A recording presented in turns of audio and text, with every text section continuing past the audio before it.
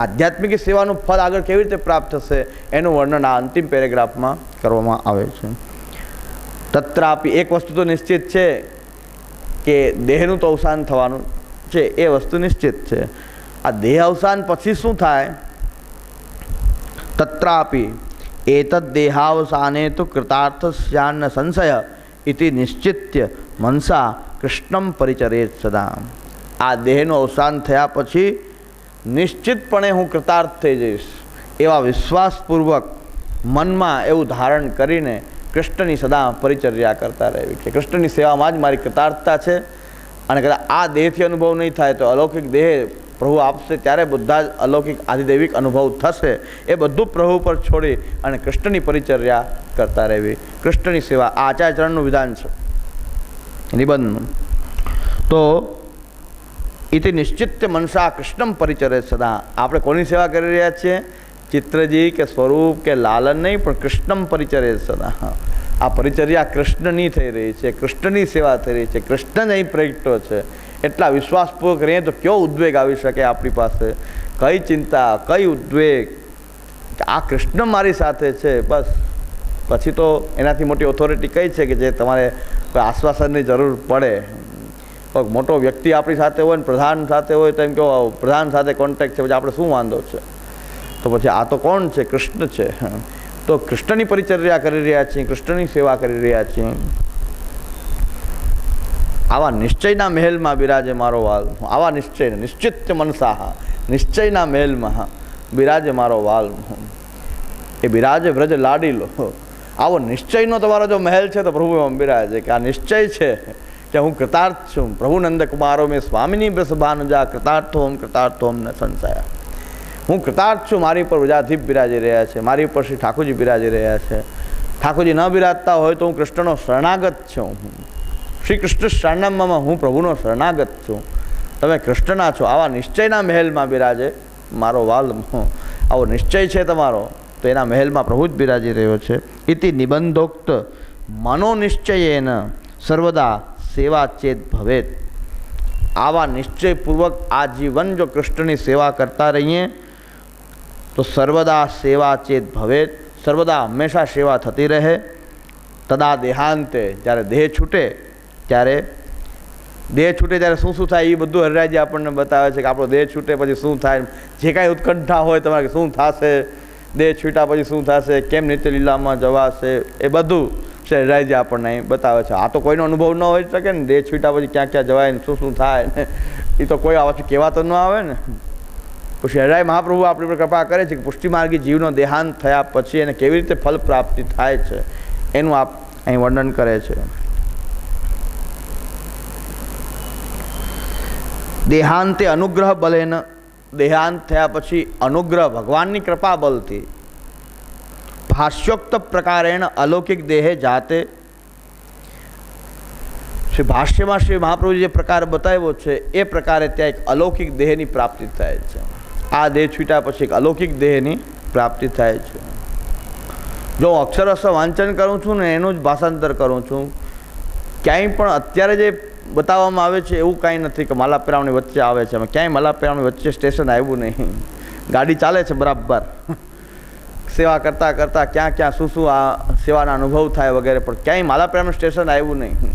એટલે ગાડી ખોટી દિશામાં જતી હોય તો અલગ અલગ સ્ટેશન આવે. માલાપેરામનું સ્ટેશન આવે, બાપાનું સ્ટેશન આવે. આમાં એક સ્ટેશન એવું નથી આવતું કે જે આપણને બતાવવામાં આવે છે.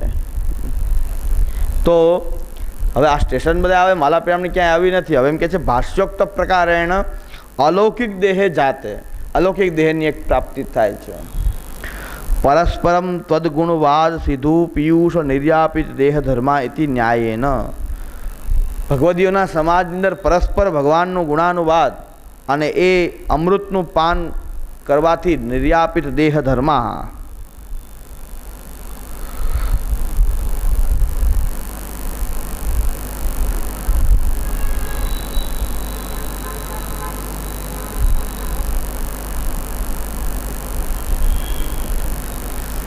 તદ્ગુણાનુવાદેન આત્મની અક્ષર બ્રહ્માત્મકત્વેન જ્ઞાનેન.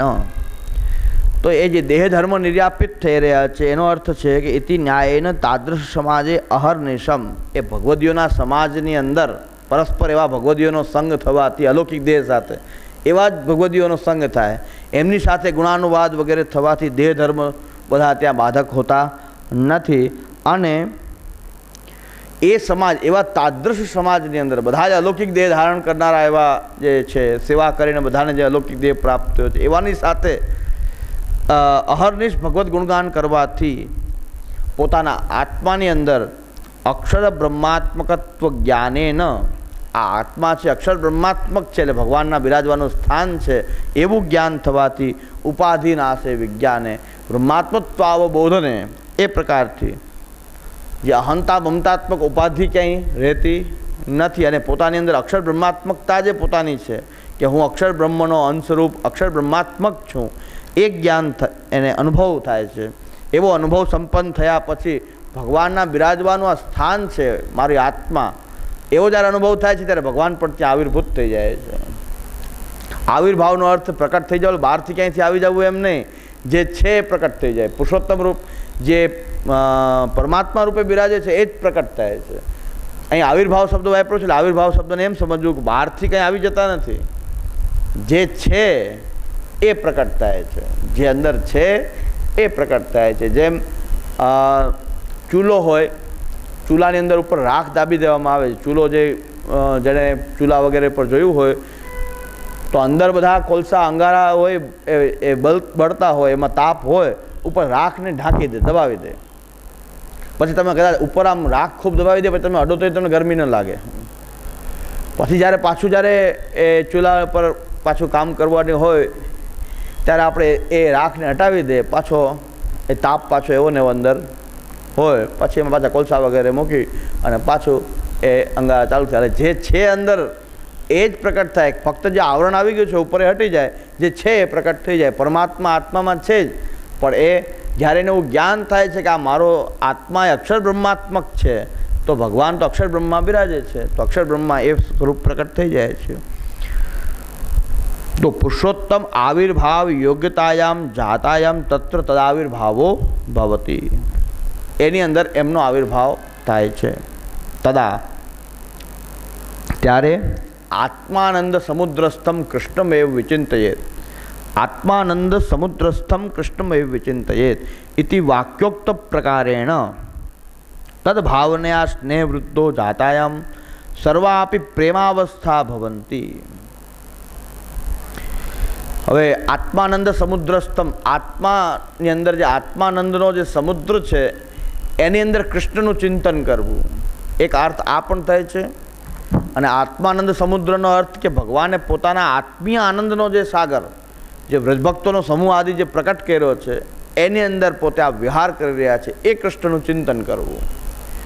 સંસાર આવેશ સંસારી હોય, અહંતા મમતા છૂટતી ન હોય. અહંતા મમતા આપણે ત્યાં છોડવાની નથી, પણ ભગવાનને સમર્પિત કરવાની છે. પણ અહંતા મમતા હજી બની રહેતી હોય તો એની માટે કહેવામાં આવ્યું છે કે આત્માનંદ સમુદ્રસ્થમ કૃષ્ણમેવ વિચિંતયેત. તો આત્માનંદ સમુદ્રસ્થમ એટલે ભગવાને જે આત્મીય આનંદનો જે સાગર પોતાના સ્વરૂપમાંથી જે પ્રકટ કર્યો છે, જે વ્રજભક્તોનો સમૂહ આદિ, તો એ આનંદના સાગરની અંદર આપ વિહાર કરી રહ્યા છે. એવા આપણા એ ઠાકોરજી જે છે એની લીલાઓ સહિત એનું ચિંતન કરવું. એ ચિંતન કરતાં કરતાં આ જે સંસાર આસક્તિ છે એ નિર્મૂલ થઈ જશે અને ભગવાનની અંદર સ્નેહ પ્રકટ થશે. તો એ પ્રકારનો ઉપાય શ્રી મહાપ્રભુજી અહીં સિદ્ધાંત મુક્તાવલીમાં એ પ્રકાર શ્રી મહાપ્રભુજી બતાવેલો છે કે સંસારી હોય, સંસાર્યસ્તુ ભજતે સદુરસ્થો યથાર્થતા અપેક્ષિત જલાદિનામ અભાવા તત્ દુઃખબા. તો તસ્માત શ્રી કૃષ્ણ માર્ગસ્થો વિમુક્ત સર્વલોક આત્માનંદ સમુદ્રસ્થ કૃષ્ણમેવ વિચિંતયેત. આ સંસારી જે છે અહંતા મમતામાં ઘેરાયેલો છે, જો એને જ્ઞાન થાય તો પોતાની આત્માને અક્ષર બ્રહ્માત્મક માને, ઉપાધિનાશે વિજ્ઞાને બ્રહ્માત્મત્વ અવબોધને, તો ગંગા તીર સ્થિતો યદ્વત દેવતામ તત્ર પશ્યતિ તથા કૃષ્ણ પરમ બ્રહ્મ સ્વસ્મિન જ્ઞાની પ્રપશ્યતિ. તો એ મધ્યમ અધિકાર બોધક જે છે કે એને તો પોતાના આત્માની અંદર જ ભગવાનનું સ્વરૂપનું દર્શન થવા લાગે છે. આ ઉપાધિ હટી ગઈ સંસારની, અહંતા મમતાની ઉપાધિ હટી ગઈ. ઉપાધિ એટલે ચિંતા નહીં, ઉપાધિ એટલે જેમ આકાશ જે છે, મહાપ્રભુજીએ ઉદાહરણ આપ્યું છે, આકાશ છે, જે આકાશ છે આખું એક જ છે, પણ વચ્ચે તમે ચાળણી મૂકો તમને એમ લાગે આકાશની અંદર પણ નાના નાના આવા વિભાગ છે. ચાળણીમાંથી જુઓ આકાશને, આકાશ આખું એક ન લાગે, પણ ચાળણીમાં એવું લાગે કે આકાશના જુદા જુદા પાર્ટ છે. હકીકતમાં આકાશમાં છે કે આ વચ્ચે રહેલી આ વસ્તુને કારણે છે, એ ઉપાધિ છે. વસ્તુ જે વચ્ચે રહેલી છે કે જેના કારણે મૂળ સ્વરૂપનો બોધ થતો નથી, એ ઉપાધિ છે. એટલે ચાળણી છે એ ઉપાધિ છે. એ ચાળણીમાં જ તમે જોઈ રહ્યા છો આકાશને, પણ આકાશ તો આખું એક છે, પણ તમે ચાળણીમાંથી જોવો છો એટલે તમને નાના નાના છિદ્ર દેખાય છે. આકાશમાં પણ છિદ્ર દેખાય, પણ આકાશમાં નથી. પણ એટલે કે આ જગત જે છે તો ભગવદ રૂપ છે, પણ તમે સંસાર જે અહંતા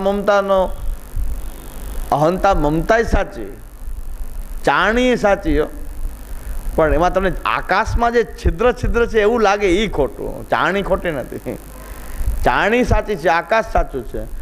પણ ચાળણીને કારણે તમને આકાશમાં એવું દેખાય કે નાના નાના આકાશની અંદર પણ નાના નાના ભાગ છે, એ મિથ્યા છે. સંસાર જગત એ ખોટું નથી, હું પણ સાચું છે, મમત્વ જે મારાપણું છે, જે પદાર્થમાં મારાપણું છે એ પણ સત્ય છે. પણ હું ને મારાને કારણે તમે એમાં જોડાઈ રહ્યા છો કે આ મારું, અને હું આ દેહ, હું આ પ્રાણ, આ અંતઃકરણ, એને પોતાનું સ્વરૂપ માનવા માંડે છે. એ માનવા માંડે છે એનું સ્વરૂપ એની સંસારપણું છે, એ સંસાર બાધક છે.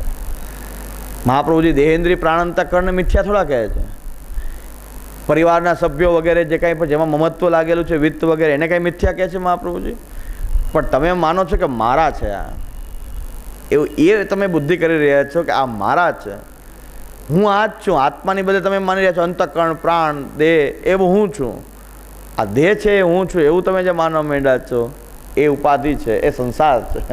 એ ઉપાધિનો નાશ થાય તો ખ્યાલ આવી જાય કે બધું જ બ્રહ્માત્મક છે, બધું જ અક્ષરાત્મક છે. દેહ, ઇન્દ્રિય, પ્રાણ, અંતઃકરણ, આત્મા બધું અક્ષરાત્મક છે.